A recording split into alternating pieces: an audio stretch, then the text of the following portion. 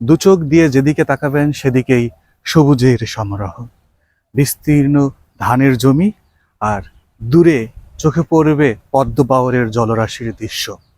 আর সে জায়গায় আপনাকে মন কাড়বে এই নারকেল বাগান।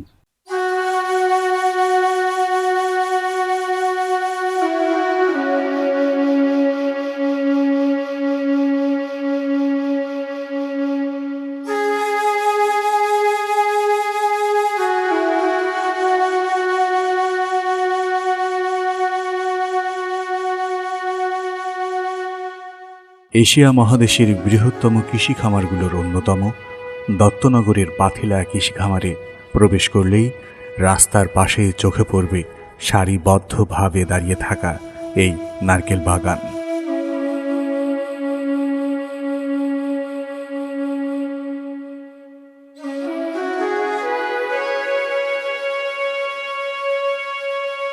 চারিদিকে সবুজ প্রকৃতির মধ্যে মাথা উঁচু করে দাঁড়িয়ে থাকা নারকেল গাছগুলোকে দেখলে মনে হবে ওরা আমাদের মতোই সবুজকে আলিঙ্গন করতে মাথা উঁচু করে দাঁড়িয়ে আছে। শহরের যান্ত্রিক ও বদ্ধ কলরব থেকে ক্ষণিকের জন্য প্রকৃতির সাথে মিশে যাওয়ার এক দারুণ স্থান পাথিলা খামারের এই নারকেল বাগান।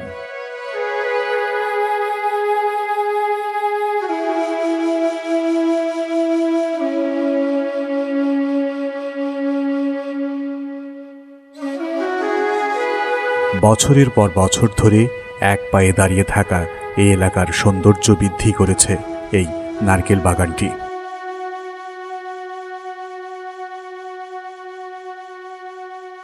জীবননগর টু দত্তনগর বাজারে যাওয়ার রাস্তার পাশে অবস্থিত এই বাগানটির প্রতিটি গাছই যেন এই জনপদের সবুজ নগরের রাজপুত্র।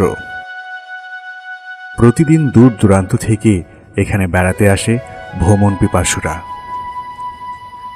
নারকেল বাগানের ঐশ্বর্যে আরও তৃপ্তি দেয় খানিকটা দূরের স্বচ্ছ জলের পদ্মবাওর।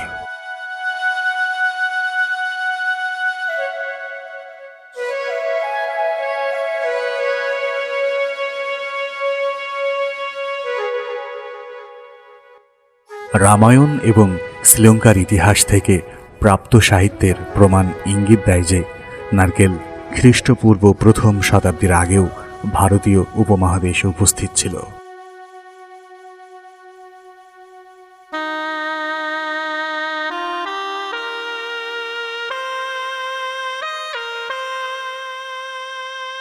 প্রায় 555 সালের দিকে নারকেল ভারতের মহাবাদাম হিসাবে অভিহিত হয়। আরব্য রজনীর বিখ্যাত উপন্যাস সিনবাদে নারকেলের নাম শোনা যায়।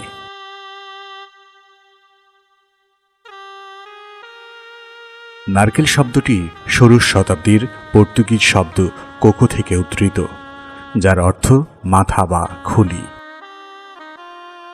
নারকেল বা ডাব পাম গাছের পরিবারের আর্কেসি সদস্য ও কোকাসগণের একমাত্র জীবিত প্রজাতি। নারকেল শব্দটি পুরো নারকেল বীজ বা ফলকে বোঝায়। নারকেল উপকূলীয় গ্রীষ্মমণ্ডলীয় অঞ্চলের সর্বত্র পাওয়া যায় এবং এটি গ্রীষ্মমণ্ডলীয় বিশ্বের সংস্কৃতির সাথে জড়িয়ে আছে।